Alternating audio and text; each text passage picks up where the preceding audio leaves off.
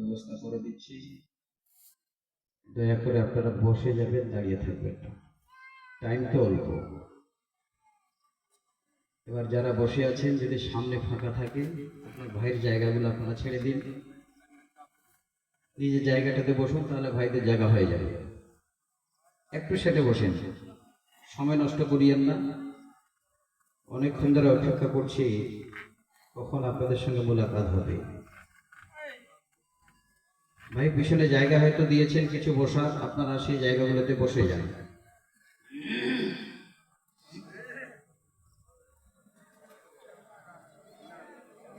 আলহামদুলিল্লাহ নাহমাদুহু ওয়া নাস্তাঈনুহু ওয়া নাস্তাগফিরুহু ওয়া নাউযু বিল্লাহি মিন শুরুরি আনফুসিনা ওয়া মিন সাইয়্যাতি আ'মালিনা।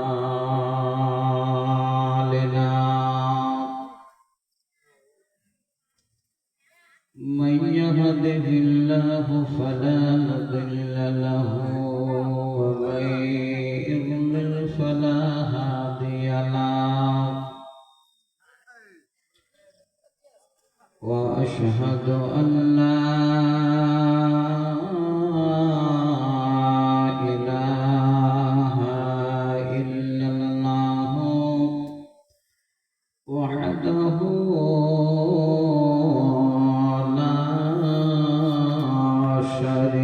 شريك له وأشهد أن محمدا عبده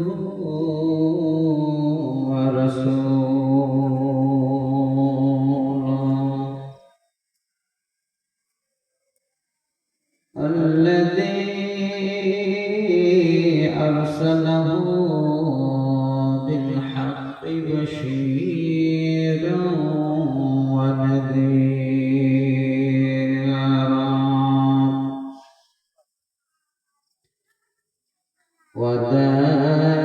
وداعيا إلى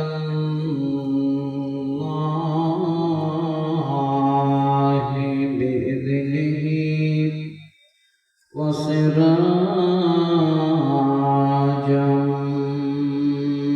منيرا.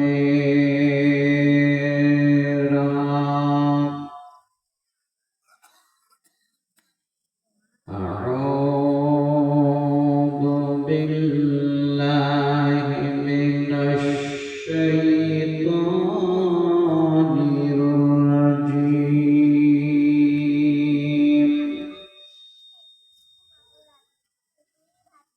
بسم الله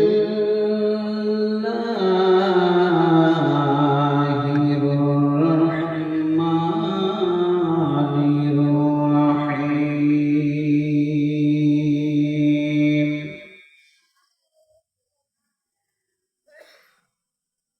يا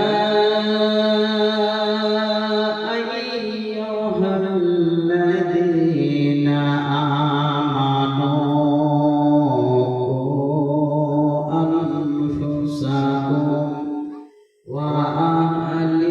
وأهليكم نارا وقودها الناس والحجارة عليها ملائكة غلاظ شداد لا يعصون الله ما أمرهم ويفعلون ما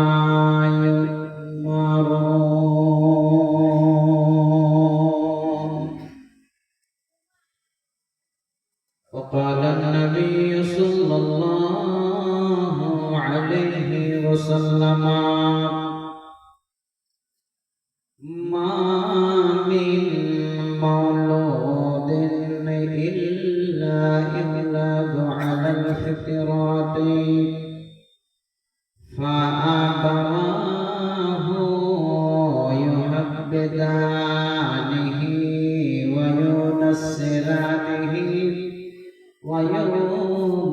لسانه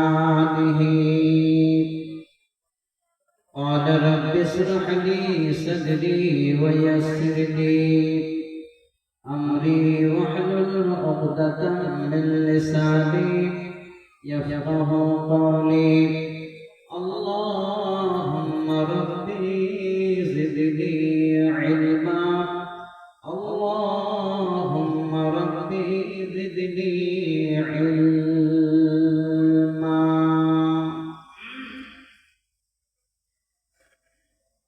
মানুষ কই যায় রে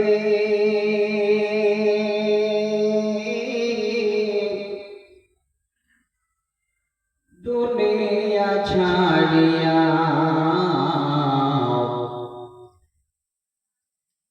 মসজিদের ওই পার্কে আয়না তোলাতে সাজায়া তারে জনমের লাগিয়া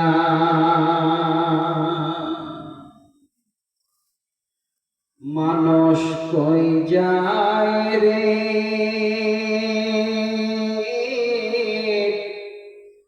দুনিয়া ছাড়িয়া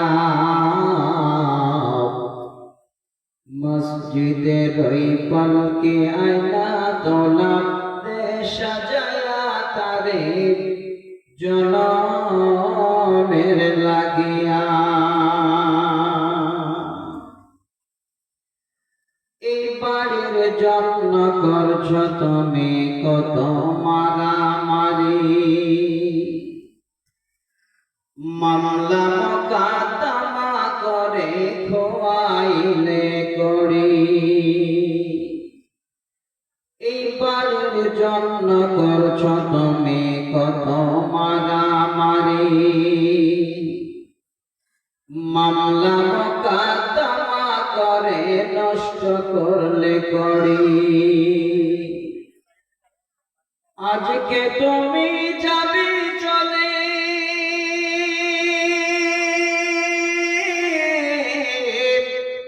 সব কিছু ছাড়িয়া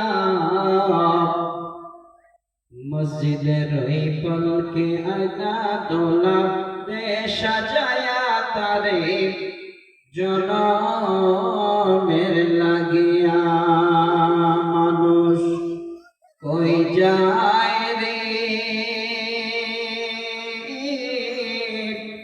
দুনিয়া ছাড়িয়া মসজিদের ওই পালকে আয়না দোলাতে সাজায়া তারে জনমের লাগিয়া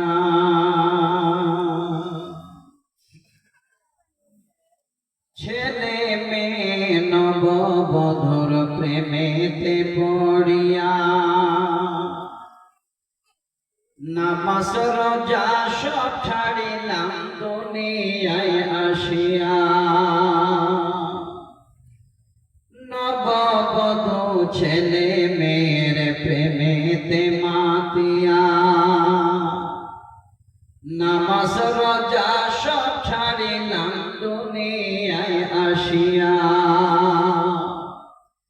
সেই ছেলেরাই গোসল দিবে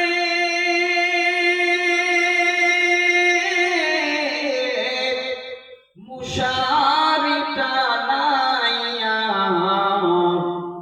মসজিদের ওই পালকে আয়না দোলাতে সাজায়া তারে জনমের লাগিয়া মানুষ কোথায় যায় রে দুনিয়া ছাড়িয়া মসজিদের ওই পালকে আনিয়া দোলাতে সাজায়া তারে জনমের লাগিয়া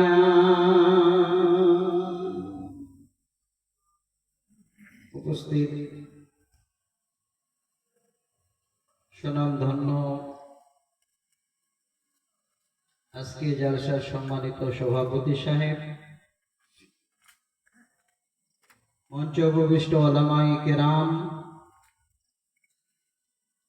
সম্মুখে বসে থাকা উত্তর এরিয়া থেকে বা এই গ্রামের সকল শ্রোতা মণ্ডলী, এদিক ওদিক হয়তো অন্ধকারে বসে থাকা, বাড়িতে বসে থাকা পর্দা নাসিনা মা, খালা, বোন ও বোনান্নেরা,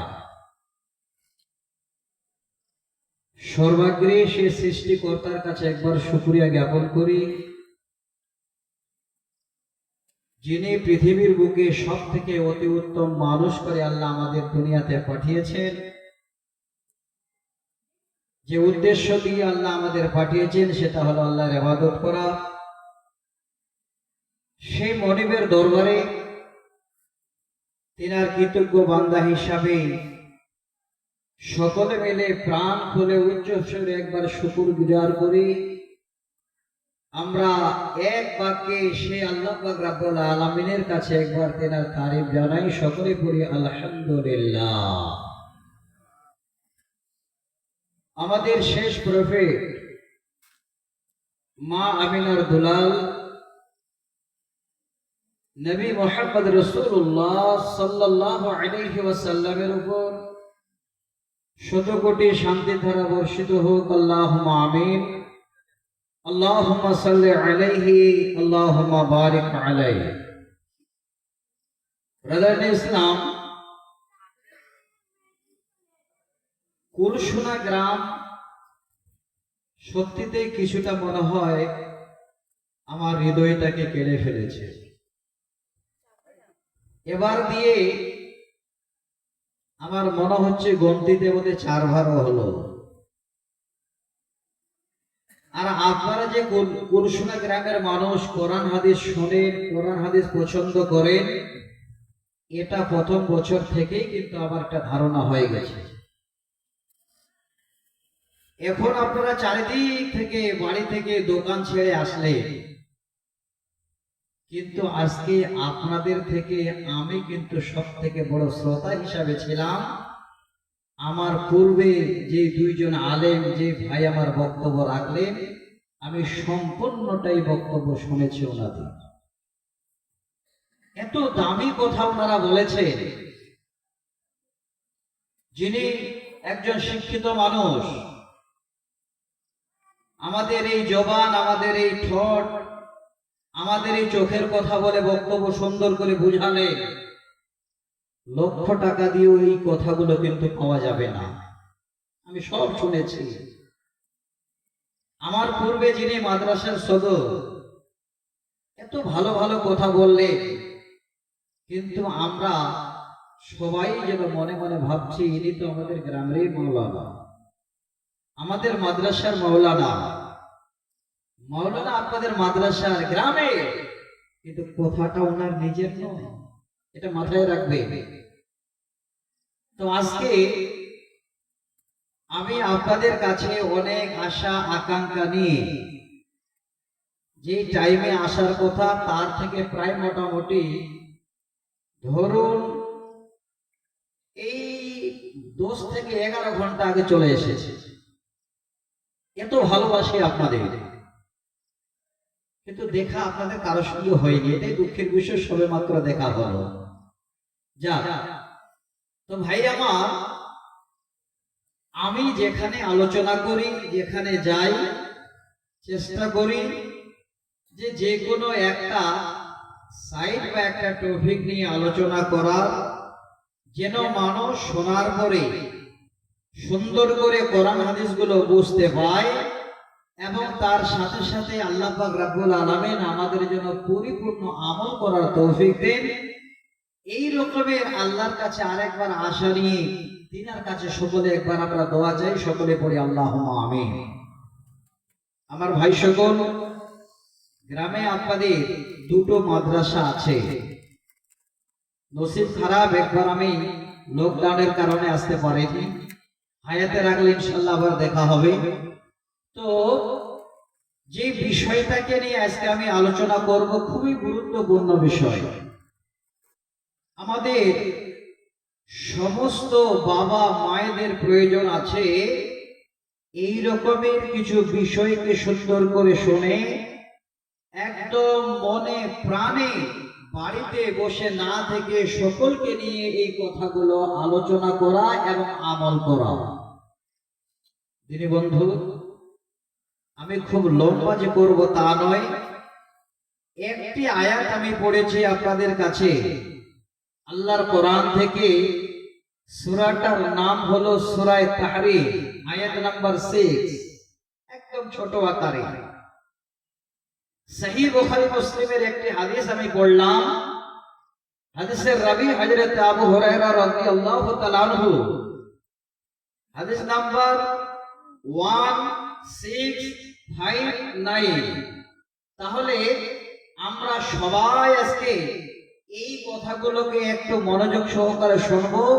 যে জায়গাটাতে আমরা পাকাপোক্ত দলিল নিয়ে আল্লাহর কোরআন এবং নবীর হাদিস শুনতে পাবো, শোনার পরে কথাগুলোকে যেতে যেতে যেন আমরা ফেলে না দিই। আমার দিনী ভাই, আমার বাপ, আমার মায়েরা, যে যেখানে আছে, আপনারা আগে কমপক্ষে 1 ঘন্টা আমার কাছে কোরআন হাদিসের আলোচনা শোনেন। তারপরে আবার কি প্রয়োজন আপনাদের কুরসুনাতে আমি জানি, কি লাগে মাঝে মধ্যে আপনাদের অ্যান্টিবায়োটিক সেটা আমার একটু জানা আছে। তো ইনশাআল্লাহ আলোচনা হবে। আগে আমরা আমাদের মেন কাজটাকে সেরে ফেলি। তো যে বিষয় আমি আপনাদের সামনে আলোচনা করব, সেই বিষয়টা হলো পিতা মাতাদের দায়িত্ব হলো সন্তানকে পরিপূর্ণভাবে লালন পালন করা। পরিপূর্ণ বলেছি কথাটা কেন, এখানে আপনাদের বোঝাবার জন্য 2 মিনিট একটা কথা বলছি, সে কথাটা একটু মাথায় রাখবে।